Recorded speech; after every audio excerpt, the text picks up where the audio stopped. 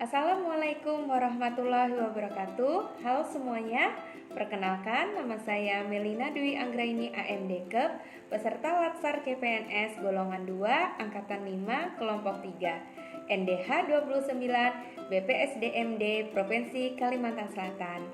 Unit kerja saya di UPT Puskesmas Paramasan. Pada kesempatan kali ini saya ingin menjelaskan, mempresentasikan hasil analisis isu terkait upaya mewujudkan smart government dengan perspektif manajemen ASN. Baik, sebelum kita memasuki analisis isu, ada baiknya kita mengenal apa itu smart governance, manajemen ASN, dan smart ASN. Smart governance adalah sebuah tata kelola pemerintah yang cerdas yang bertujuan untuk mewujudkan tata kelola dan tata pamong pemerintahan daerah yang baik dan terus berupaya untuk meningkatkan kualitas kinerja birokrasi melalui inovasi pemanfaatan teknologi. Manajemen ASN adalah pengelolaan ASN untuk menghasilkan pegawai ASN yang profesional, memiliki nilai-nilai dasar, etika profesi, bebas dari intervensi politik, bersih dari praktek korupsi, kolusi, dan nepotisme. Dan Smart ASN adalah Smart ASN yang memiliki tujuan untuk menciptakan ASN yang berwawasan global, menguasai IT atau digital, dan daya networking yang tinggi. Berikut adalah langkah analisis isu. 1. Yaitu menentukan isu sesuai dengan tugas pokok dan fungsi sebagai bidan. 2. Gambaran saat ini. 3. Analisis dampak jika isu itu tidak diselesaikan. 4. Menentukan gagasan kreatif untuk menyelesaikan itu. Dari isu masalah yang saya dapat, saya masukkan ke dalam analisis prioritas isu dengan menggunakan metode APKL. Di sini ada 5 isu masalah. Yang pertama, 1. Tingginya angka kejadian kasus retensio plasenta pada ibu bersalin dengan kriteria A5, P4, K4, dan L4 skor 17. Dan yang kedua yaitu rendahnya capaian imunisasi dasar lengkap pada bayi, kriterianya A-nya 4, P-nya 4, K-nya 4, dan L-nya 3 skor 15. Dan yang nomor 3, tingginya tingkat pernikahan di bawah umur, A-nya 4, P-nya 4, K-nya 3, L-nya 3 dengan skor 14. Dan yang nomor 4 yaitu rendahnya jumlah ibu yang melahirkan dengan tenaga kesehatan dengan A-nya 5, P-nya 4, K-nya 4, L-nya 3 dengan skor 16. Dan yang terakhir yaitu 5, rendahnya minat WUS atau wanita usia subur untuk melakukan pemeriksaan IVA. A-nya 4, P-nya 3, K-nya 3, L-nya 3, skor 13. Dari sini kita dapat mengambil 3 skor tertinggi, yaitu yang pertama adalah poin nomor 1, poin nomor 4, dan poin nomor 2. Dari hasil analisis isu menggunakan APKL tadi, kita mendapatkan 3 prioritas masalah yang dapat kita analisis dengan prioritas isu dengan metode USG. Yang pertama yaitu tingginya angka kejadian kasus retensio plasenta pada ibu hamil dengan urgensinya 5, seriusnya 4, growth-nya 4, yaitu totalnya 13.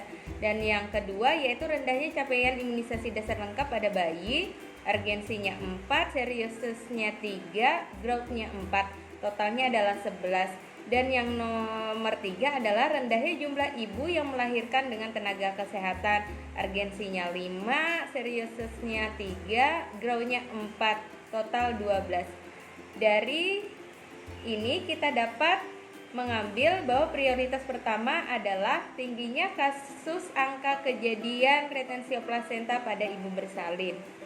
Gambaran kondisi saat ini yaitu 1. Masih rendahnya pengetahuan ibu hamil tentang anemia. 2. Kepatuhan ibu hamil dalam mengkonsumsi tablet FE masih kurang. Dan 3. Pengaruh budaya yang masih kuat. Sedangkan dampak yang timbul 1.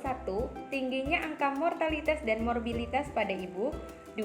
Ibu dengan riwayat retensio plasenta sebelumnya memiliki peluang yang besar untuk mengalami retensio plasenta Ketiga, ibu hamil dan bersalin dengan anemia menyebabkan meningkatkan terjadinya gangguan pada skala 3 seperti retensio plasenta. Di sini kita dapat menemukan gagasan kreatif untuk menyelesaikan isu menggunakan analisis SWOT. Analisis SWOT yaitu strength, kekuatan. Yang pertama, tersedianya alat pemeriksaan hemoglobin untuk ibu hamil. Yang kedua, adanya formulir pemantauan konsumsi tablet tambah darah pada buku KIA.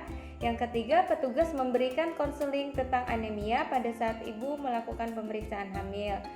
Yang W adalah weakness, kelemahannya adalah 1. Dukungan keluarga dalam konsumsi tablet tambah darah kurang maksimal. Opportunity yaitu peluang, petugas akan melakukan pemeriksaan hemoglobin pada ibu hamil. Yang kedua, petugas melakukan pemantauan konsumsi tablet tambah darah melalui buku KIA. Yang ketiga, petugas membuat leaflet tentang pencegahan dan penanganan anemia pada kehamilan. Sedangkan yang threats yaitu ancaman, yaitu 1. Meningkatnya kasus ibu hamil dengan anemia yang bisa menyebabkan retensio plasenta pada ibu bersalin. Gagasan penyelesaian isu yang pertama yaitu alternatif penyelesaiannya 1. Melakukan koordinasi perencanaan dengan bidan koordinator di puskesmas. 2. Melakukan upaya deteksi anemia. 3. Menyusun leaflet tentang pencegahan dan penanganan anemia dalam kehamilan dan membuat formulir pemantauan konsumsi tablet tambah darah. Yang kedua yaitu rancangan setiap alternatifnya, yaitu memaparkan rancangan dengan bidan koordinator puskesmas, meminta saran, masukan, dan persetujuan mengenai rancangan kita. Yang kedua, melakukan pemeriksaan kadar hemoglobin ibu hamil. Yang keempat, menyusun leaflet tentang pencegahan dan penanganan anemia dalam kehamilan dan membuat formulir pemantauan tablet tambah darah. Sedangkan hasil yang diharapkan yaitu dapat disetujui rancangan kita, kegiatan yang akan dilaksanakan. Yang kedua, ibu hamil dapat berhadir dan ikut serta dalam pemeriksaan hemoglobin. Yang ketiga yaitu ibu hamil dapat mengerti tentang anemia itu dan patuh dalam mengonsumsi tablet tambah darah. Para pihaknya kita bisa dengan bidan koordinator, kepala puskesmas, staf puskesmas, dokter, dan yang lain. Sekian pemaparan tentang analisis isu terkait upaya mewujudkan smart governance. Salah hilap saya mohon maaf. Assalamualaikum warahmatullahi wabarakatuh.